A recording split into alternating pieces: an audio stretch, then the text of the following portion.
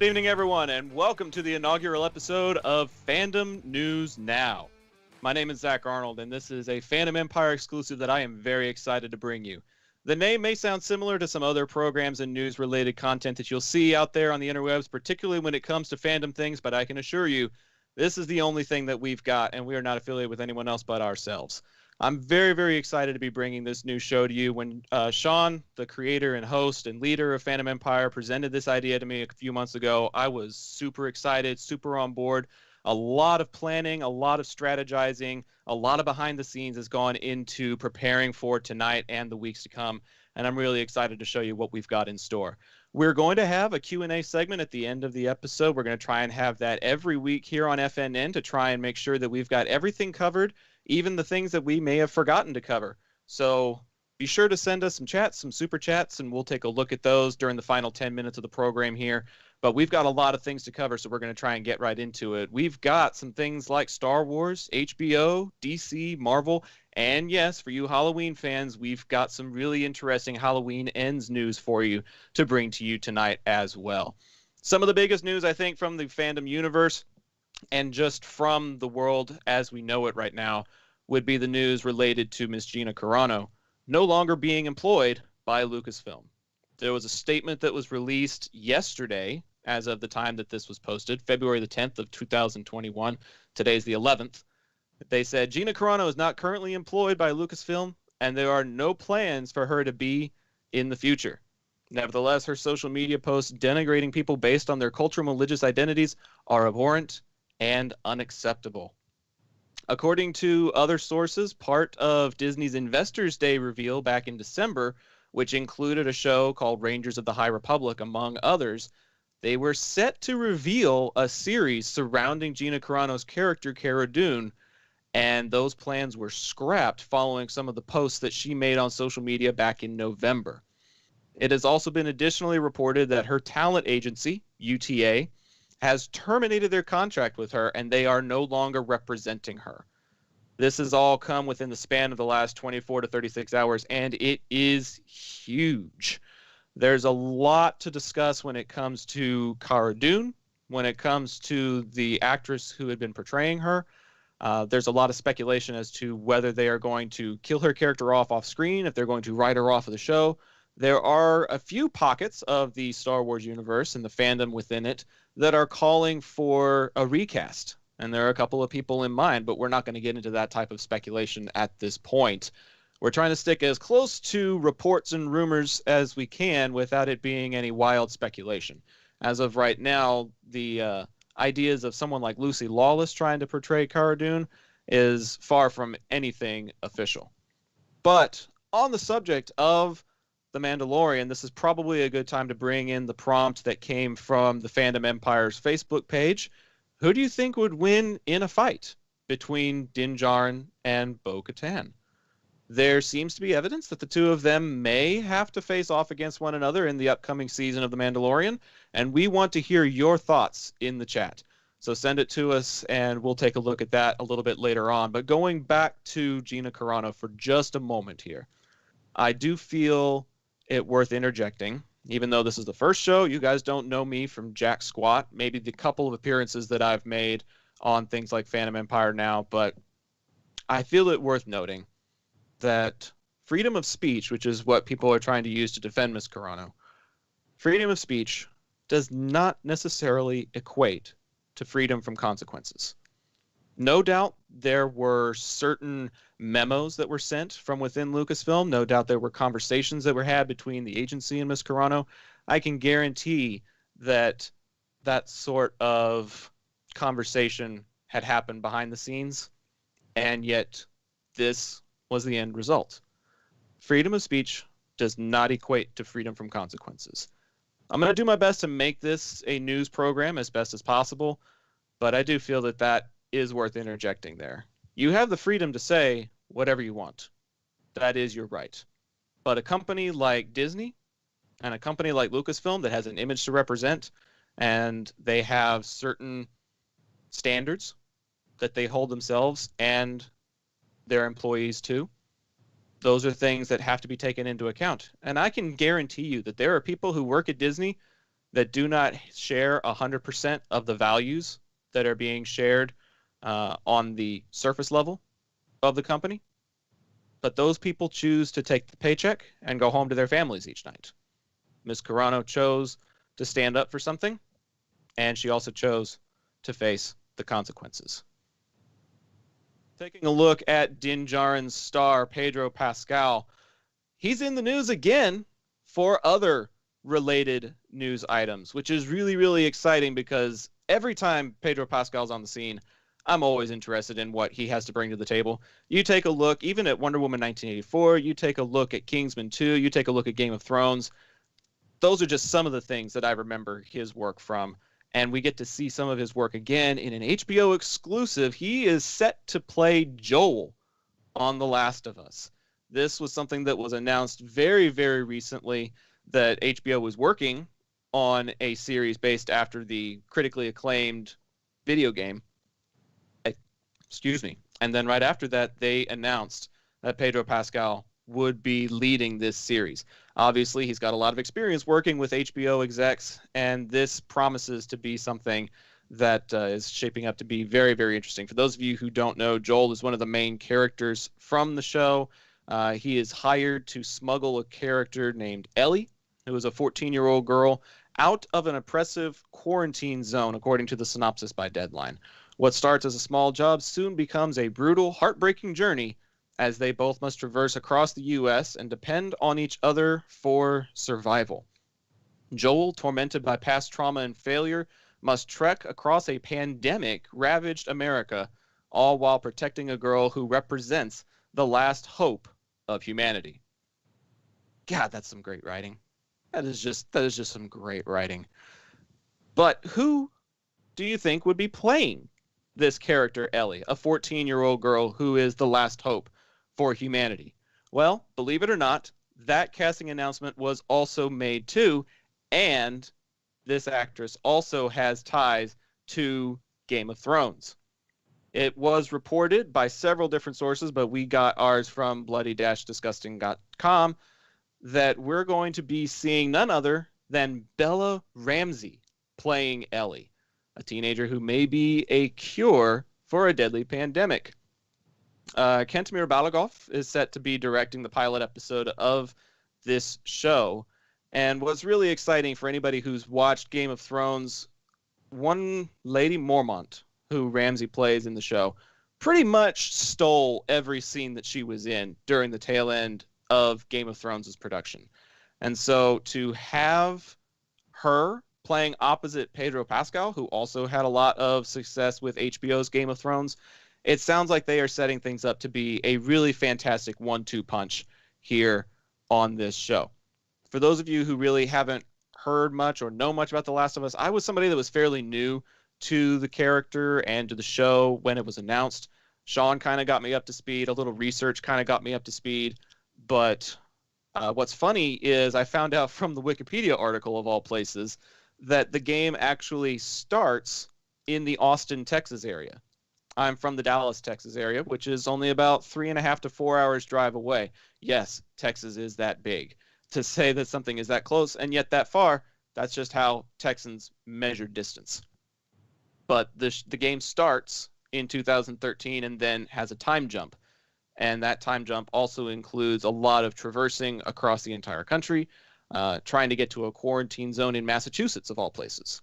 So to see Ellie, who is a pretty important character, and of course to see Joel, the starring character, the repartee that is set to take place between Pedro Pascal and Bella Ramsey is something that I think a lot of people are going to be looking forward to. Continuing on the HBO trend, though, we also have some Game of Thrones related news to be talking to you about. This report came out a couple of weeks ago, but I feel it was worth bringing back up again because of the success of shows like Jurassic World Camp Cretaceous. Game of Thrones is looking into creating an animated drama in addition to House of the Dragon. And a lot of people borrowed, stills from Game of Thrones that were heavily animated. Some people were trying to make comparisons to something like How to Train Your Dragon. But the reason I bring up Camp Cretaceous is because they had their first season in October. and it was really, really well received. And then they were able to produce and record and distribute their second season by January of this year. So in the span of 4 to 5 months, they were able to get 2 excellent seasons of television out. Even though representatives for HBO Max have declined comment on this as of now, there are sources within HBO that are saying that something along those lines could be coming to HBO Max.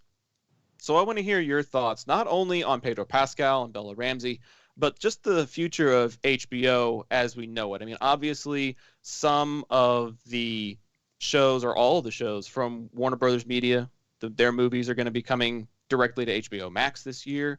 And then we're going to be getting some of this type of content down the pipe within the next 12 months or so.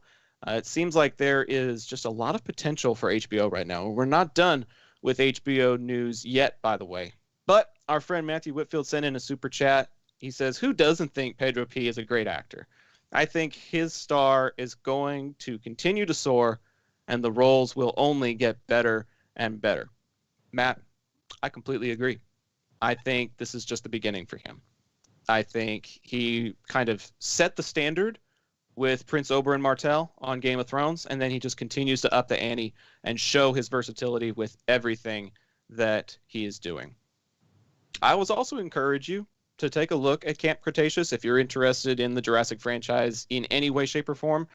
I have been pleasantly surprised with this show that's supposed to be geared for preteens. There's actually a surprising amount of intensity in that program, and it's really fun to watch. And I'm really interested to see if an animated Game of Thrones show can have that type of production speed that they have had with Camp Cretaceous. If they're able to pump out a couple of seasons a year, then, that might be something worth investing in. Jess Mess MD sent in a super chat that says, I'm slightly impressed with HBO Max so far. I think that's the key word there, so far. So far, it's been doing okay, but there's always room for improvement. So let's take a look at some other HBO-related stuff that's probably going to end up on HBO Max at some point. The station recently announced that there are 3 adult animated series in production. Again, going back to animation. That seems to be the route that people are trying to go during this pandemic. You can record things and animate things separately, put it all together, and then pump out a program. There are 3 adult animated series in production, including a Velma origin story that's going to be voiced and executive produced by Mindy Kaling. Velma will tell the origin story of Velma Dinkley, the unsung and underappreciated brains of the Scooby-Doo Mystery Inc. gang, and that the show is an original and humorous spin that unmasks the complex and colorful past of one of America's most beloved mystery solvers. I think there have been several instances where I see Miss Velma helping solve the case before she even realized she was solving the case. And so for her to get an origin story is probably something that was inevitable. And yet at the same time, I can't help but wonder if there was somebody that actually specifically asked for that. I don't really know how they came to arrive at this. I am sure that there were focus groups involved being like, what would you think of an animated origin story for Velma? And somebody must have said yes, because here it is. This is a thing, apparently. I am really probably not going to watch it, if I'm being totally honest. I'm presenting it as news to you all because this is something that was just recently announced. However, I just can't help but wonder why this is happening at all. The big question is why. This is happening, yes, that is a fact. It's happening. The question is why. Who said this was a good idea? But there are going to be other shows that are in the works as well. There's going to be the stuff from Velma, but they're also going to be working on some other programs as well. I'm trying to see if I can figure out. Clone High reboot is in the works, and a new series called Fired on Mars are the other 2 programs that are in the work for animated series here. But, I mean, Velma, of all the Scooby-Doo gang, why did hers come in? I'm not sure. But that's what's happening. So, Jinkies, we're getting a Velma series, y'all. Going along the lines of mystery solvers, it was also announced today, that we are very near the end of the hit comedy show Brooklyn Nine-Nine. They made an official statement on Twitter from the series creator, Dan Gore, who says the following. I'm so thankful to NBC and Universal Television for allowing us to give these characters and our fans the ending they deserve. When Mike Schur and I first pitched the pilot episode to Andy Samberg, he said, I'm in, but I think the only way to tell this story is over exactly 153 episodes, which was crazy because that was exactly the number Mike and I had envisioned. I feel like there's a lot of sarcasm in there, but we'll see. He goes on to say, I feel incredibly lucky to have worked with this amazing cast and crew for 8 seasons. They are not only among the most talented people in the business, they are all good human beings who have become a family. But most of all, I feel lucky that we have had the best fans in the world. Fans who literally saved us from cancellation. Fans who filled us with joy. Ending the show was a difficult decision, but ultimately we felt it was the best way to honor the characters, the story, and our viewers. I know some people will be disappointed it's ending so soon, but honestly, I'm grateful it lasted this long. Title of my sex tape. For those of you who don't watch Brooklyn Nine-Nine, that was a little insider reference to the show itself.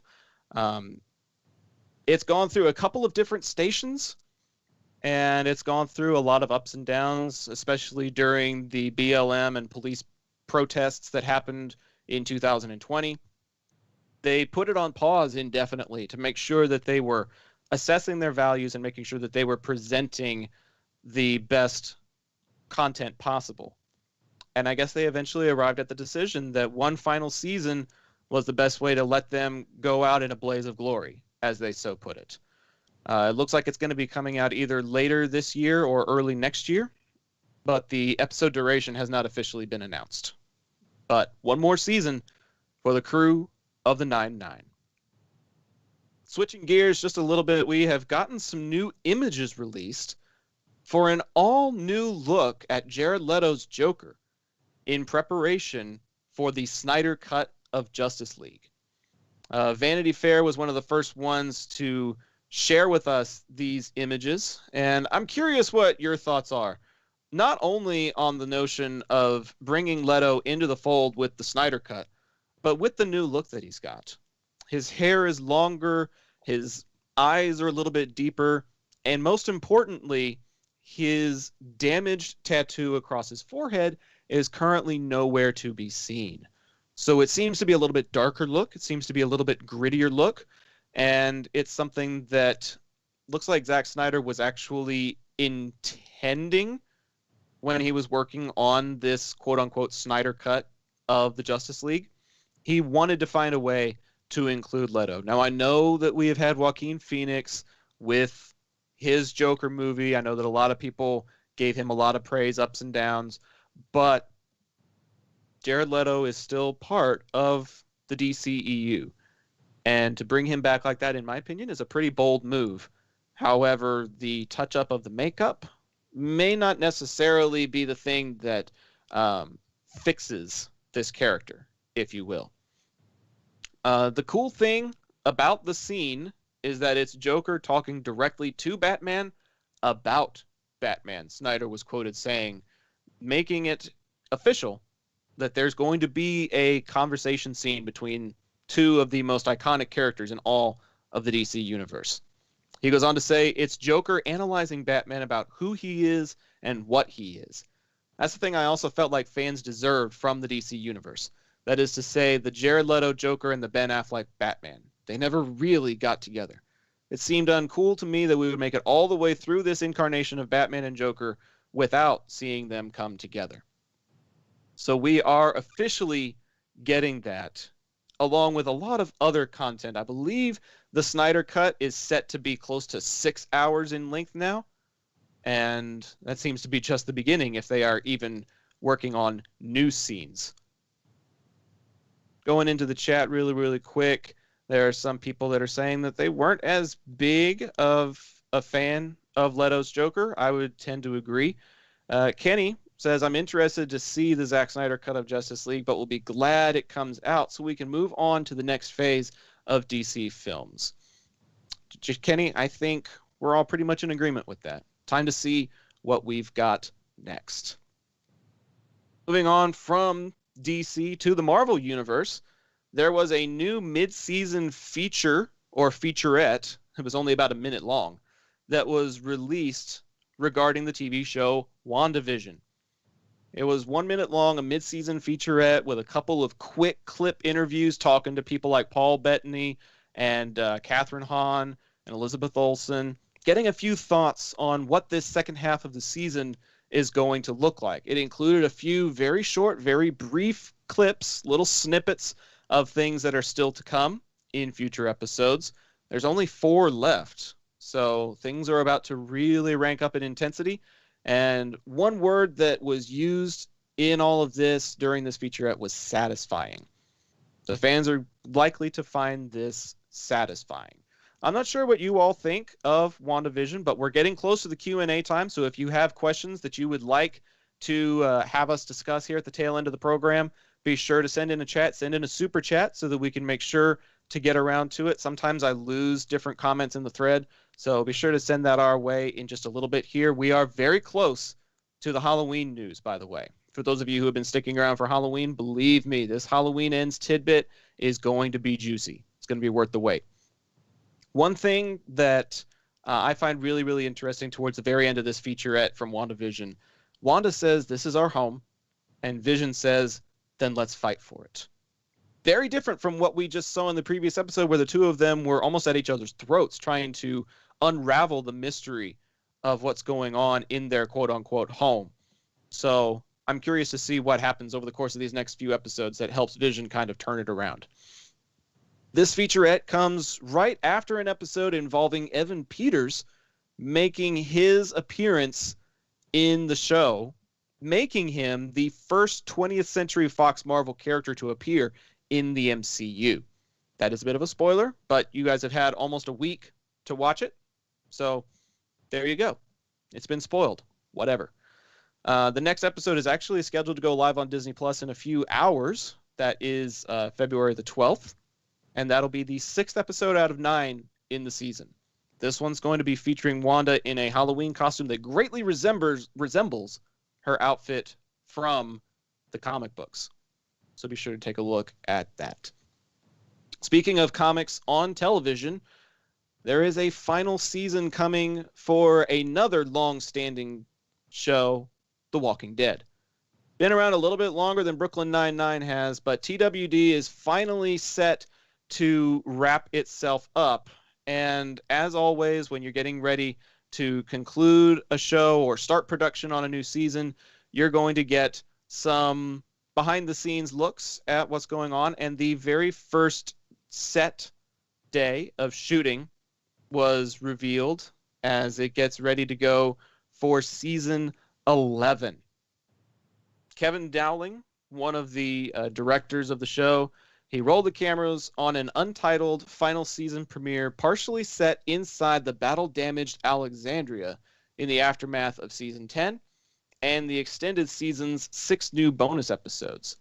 In the tower, the group of survivors has temporarily abandoned their home when the safe zone was overrun by the Walker Horde unleashed by Beta in the climax of the Whisperer War. That is all lingo that is very unfamiliar to me because I have not watched The Walking Dead in about 5 seasons. Some people feel like The Walking Dead has overstayed their welcome, and they are glad to have this 11th season be the final one in production. I would probably consider myself among them. It was groundbreaking, it was amazing, but I feel like it's also overstaying its welcome.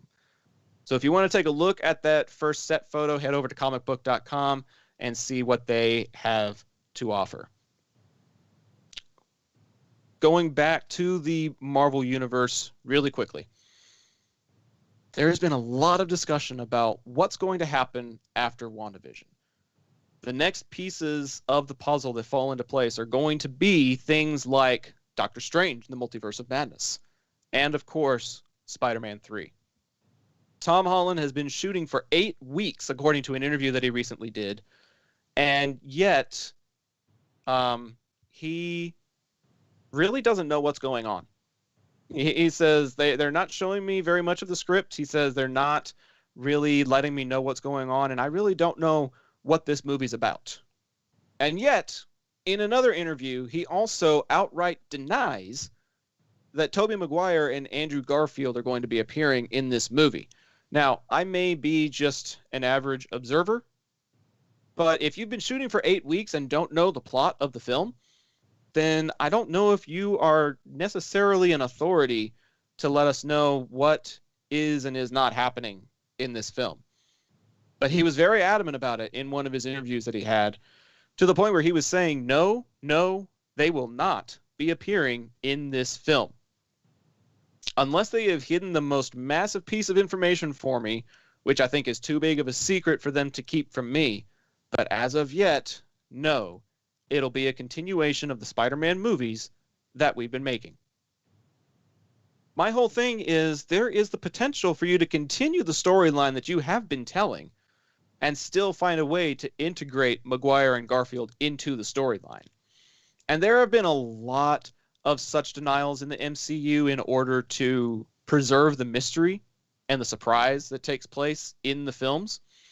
So there's still a very, very strong possibility that this may happen, but until we actually see set photos and until we actually see promos, then it's still speculation, but it seems like it's a very, very strong possibility. But for now, the star of the movie is saying it's not happening. We're almost to the Q&A time. Be sure to send in your chats and your super chats to let us have a really lively discussion during the final few minutes of this program here. But for those of you who have been waiting patiently, it is time to bring you a Halloween Ends exclusive tidbit straight from the horse's mouth. That's right. Fandom Empire has sources that are directly connected to this film, and we're able to get some really cool insider information from time to time. And we've gotten some really cool information about what's going on with the production of Halloween Kills. Now, as you know, it was originally slated to come out in 2021, and Kills was supposed to come out in 2020. So we were supposed to have Kills last year and Ends this year. That has changed, according to our sources. We have received a report recently that Blumhouse and Universal are already eyeing to move the movie from its expected 2022 release date all the way back to 2023. That's right. It's not the happiest of news, but the information suggests that because of the COVID-19 pandemic, scheduling issues with returning performers, and just some production technicalities, that we may not see Halloween Ends until the year 2023. A reminder that this is just a report for now, and nothing has been officially announced, but I trust our sources. So there you have it. Halloween Kills originally slated for 2020, Ends slated for 21. COVID-19 pushed everything back a year. We were expecting to get it in 2022. Now we can expect it in 2023. Okay, well, it's just about time for our Q&A, for our little bit of information and for things that are going on in the chat. While I'm waiting for some of those things, I want to say kudos and a thanks to Matthew Whitfield. He says, hit that like button, everyone, and share. You are listening to a younger version of Mike Greenberg of ESPN at the helm on this show. Sky is the limit. Matt, thank you for the kind words. I can hope to work for a group like ESPN one day, but I am honored to be serving Fandom Empire in the meantime. Yeah, a little bit about me for those of you who maybe haven't heard anything about me. I am a journalism graduate from the University of Texas at Arlington, and I have been focusing on sports for the most part. But in my spare time, I have been co-host of probably a dozen different podcasts off and on over the last 6 years. But the most long-standing one is the IPC podcast, Intergalactic Peace Coalition. Go look up IPC Podcast on Facebook, Twitter, Instagram. You'll see over 300 episodes of content that we've done over the last 6 years. It's been a heck of a ride, and I'm really excited to take a lot of those pieces of information, those talents that have been growing over the years, and try and find a way to apply them to what's going on with Fandom Empire. Let me see. The IPC Podcast, I've also been doing stuff for the XFL. The Dallas Renegades were a team that was playing during the XFL season last year, and my buddy and I had a Renegades-themed podcast. We've done some stuff off and on here on this network over the course of the various names that it's taken on. We've had a Game of Thrones show called the Fandom Fraternity. We've had one called Call the Banners. We have had, let me see, a couple of other shows that we've done off and on. There's a show called RIPC, that when we do have episodes of that, we put it in on the Fandom Empire Network. Haven't had a chance to do it as much lately, but yeah, we've been busy. I've actually been part of another news program that happened several years ago, and we were inspired, and that inspiration grew into what you see tonight with Fandom News Now. So this has been a very enlightening evening as far as being able to know exactly how much news content we can get in one of these programs, and the engagement that we've been getting in the chat has been awesome. I'm going to take a look at some of the messages that we've gotten in the last few minutes. Yes, I did have a little bit of a typo there. Thanks for the correction in the chat, mods. Halloween ends, Halloween kills. You can tell that Halloween isn't my number one franchise, but I am looking forward to what they're going to be making. Everything that I've seen so far has been super solid. Everything that gets talked about here on Fandom Empire has been really exciting. So it should be really cool to see. It may or may not happen, but they are struggling with scheduling now. That is an issue. Let me see. Toronto Freddy says, "My life is over." Yeah, I will definitely speak at your funeral if that's what happens, Freddy, but we would definitely miss you in the chat. Frank Riker says, "Trust me, actors and production crew are last on the vaccination attention list," which is unfortunate. Matt says, "I'm okay with 2023. I don't like it, but I will deal." One of our chat mods, one of our admins from the Fandom Empire page says, "What did you think of Halloween 2018? Very good question. I think it was very respectful of the original film. I actually went back and watched the first Halloween movie in anticipation for this one, because I knew it was going to be kind of a direct sequel. A lot of the other stuff from the Halloween universe was going to be looked past, going to go directly from the first one to this new one. And I really enjoyed it, mostly because Jamie Lee Curtis is just a fan-freaking-tastic actress, and she got a really good support staff around her. And it was really, really exciting. I wouldn't necessarily call it scary, but that's just because I don't scare very easily. But it was a thrill ride for sure. And I think that was the thing that sold me on what was going to be happening with Kills and Ends. You know, they made the most of a really small budget, and it turned into tens of millions, hundreds of millions of dollars. And I feel like even with COVID-19 playing a factor in that, they'll be able to make the most of it again. So 2018 definitely set a very good standard, and we're hoping to see what's going to be happening after that. Let's see. The upside to the delays is that we get better films in the long run. H5 was rushed, and look what happened. Art, I have never seen H5, nor do I intend to. So we will see what that is like, but we'll keep our fingers crossed. Kieran asks, "What do you think of The Big Lebowski?" Kieran, my friend, I don't know if we have enough time remaining in this program to answer that question properly.